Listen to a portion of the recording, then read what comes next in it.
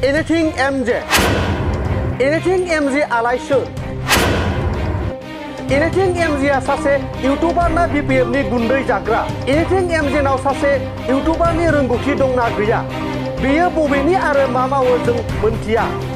Anything MJ नि YouTube चेनेलखौ गासैबो बर' रायजो राजाफोरानो आनसाबस्क्राइब खालामनांगौ।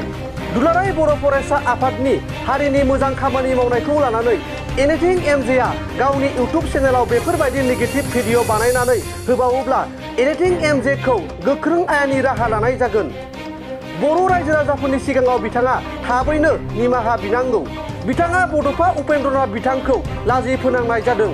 Anything MJ आ इउटुबनिफ्राय रां खामायनो सानदोंब्ला सासे इउटुबारनि रोंगौथि दंब्ला सासे मोजां इउटुबार जा।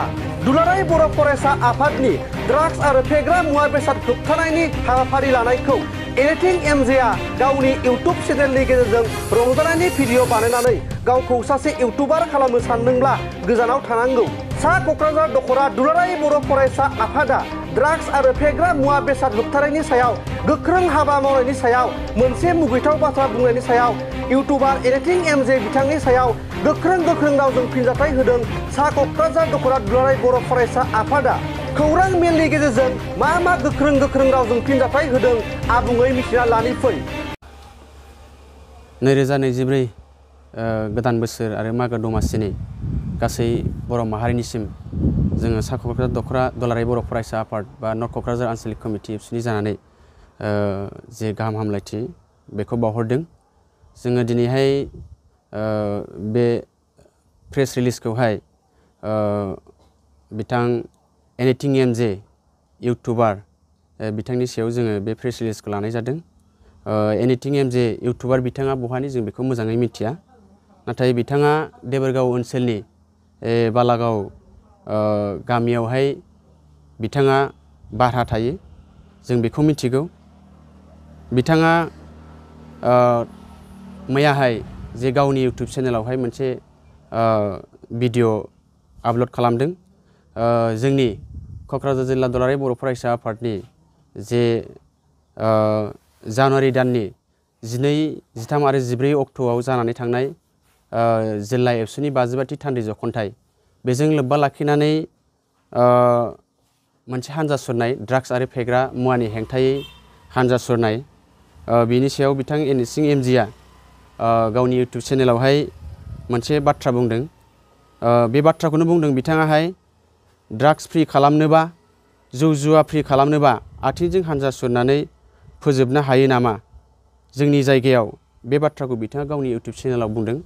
दा बेबायदि ओंथि गैयै जे बाथ्राखौ बिथाङा बुंनायनि थाखाय जोङो नर्थ क'क्राझार आन्चलिक कमिटि एबसु हिसाबै जोङो बिथांखौहाय जों सोंखारियो आरो बिथाङा सासे इउटुबार जोङो मोजाङै मिथियो, नाथाय बिथाङा सोरखौबा सोंखारिनानै सोरखौबा बिथाङा सोरनिबा अर्गानाइजेसनखौ दुसिनानै सोरनिबा मोजां हाबा मावनायखौ बिथाङा नेगेटिभ सेन्सआव बाथ्रा बुंनानै बिथाङा इउटुबारनि जे एस्टाब्लिश खालामनो नागिरनायनिफ्राय बिथाङा गोजानै थानांगौ। दिनैसिम जोङो दुलाराय बर' फरायसा आफादखौ मिथिगौ। बिथाङा दुलाराय बर' फरायसा आफादा जोनोम जाजेननायनिफ्राय दिनैसिमाव बर' माहारिनि थांनाय आरो थैनायखौ नोजोर बोनानै हाबा मावबोबाय थादों। दिनैसिम हारिनि बर' माहारिनि जोनोम जाजेननायनिफ्राय हारिनि सिनायथि थामोनथा रैखाथिनि सायाव हाबा मावदों। बर' हारिखौ खौसेथि खालामनो थाखाय हाबा मावबोबाय थादों आरो जोंनि समाजाव जोंनि हारियाव ड्राग्स आरो फेग्रा मुवानिफ्राय जों बोरै उदां जानो हायो, जोंनि समाजा फेग्रा मुवानिफ्राय बोरै उदां जानो हायो, बिनि थाखाय एबसुआ हाबा मावबाय थादों। स्पेसियेलि जोङो नर्थ क'क्राझार आन्चलिक कमिटि एबसु हिसाबैबो जोङो बे निसा बा ड्राग्स फेग्रा मुवानि हेंथायै गोबां हाबा मावबोबाय थानाय जादों।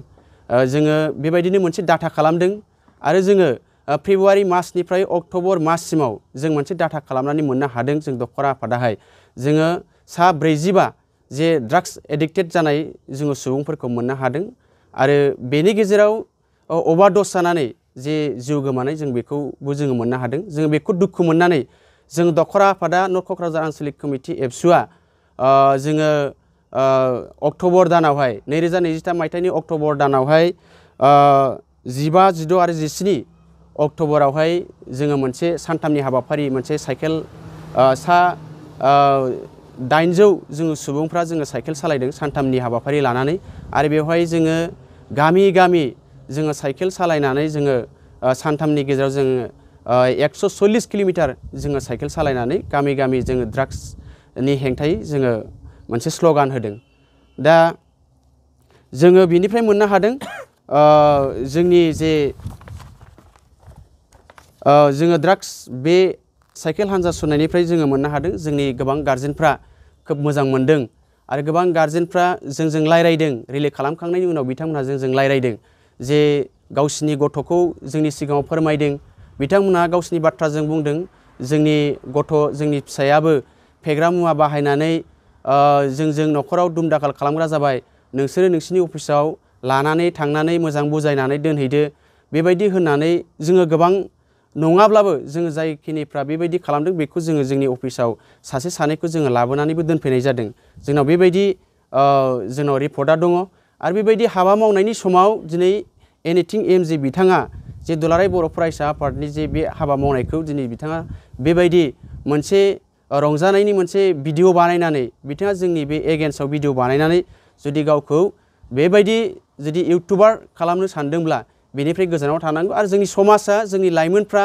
जोंनि माहारिया बेबायदि आननेसेसारि गावनि इउटुब चेनेलाव भिडिअ बानायग्रा इउटुबनिफ्राय जोङो गोजानाव थानांगौ आरो बेनिफ्राय जोङो खावलायो एनिथिं एमजे इउटुबारनि जे चेनेल बेखौ जोंनि समाजाव जोंनि लाइमोनफ्रा आनफल' खालामनांगौ बेखौनो जोङो दखरा आफाद बा नर्थ क'क्राझार आनसलिक एबसुनिफ्राय खावलायो आरो नेक्स्टआव बिथाङा बेबायदि आरो गोदान बेबायदि जोंनि समाजनि मोजां हाबा मावनायनि सायाव जोंनि माहारिनि जोंनि दुलाराय बर' फरायसा आफादनि हाबा मावनायनि सायाव बेबायदि भिडिअ बानायबावोब्ला बिनि सायाव जों दखरा आफाद हिसाबैबो गोख्रोङै जोङो माबा मोनसे इनिसिएटिभ लागोन बेनि थाखाय जोङो दिनै स्ट्रंलि जों बेवहाय खावलायनाय जादों आरो इयुनाव जाहाथे बिथाङा बेबायदि भिडिअ बानाया जों बेखौनो खावलायो बिथाङा सासे इउटुबार हिसाबै इउटुबनि खामानिखौ मावबाय थाथों बिथाङा इउटुबनि नलेज दं हिसाबै जे बिथांनि जे भिडिअ बानायनाय बेयो जोंनि माहारिबाद